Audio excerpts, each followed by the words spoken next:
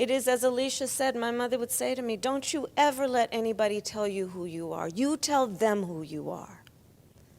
Don't ever carry as a personal burden your capacity to do whatever you dream and aspire to do based on other people's limited ability to see who can do what. This is part of what's involved, is that we have to know that sometimes people will open the door for you and leave it open, sometimes they won't.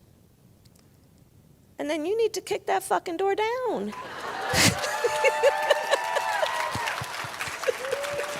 Excuse my language.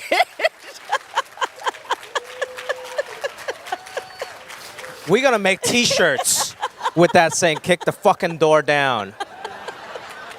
I mean, I literally just got emotional listening to that. Like, I think all of us in this room have that experience, you know. I mean, I literally just got emotional listening to that. And the Oscar goes to... Excuse my language.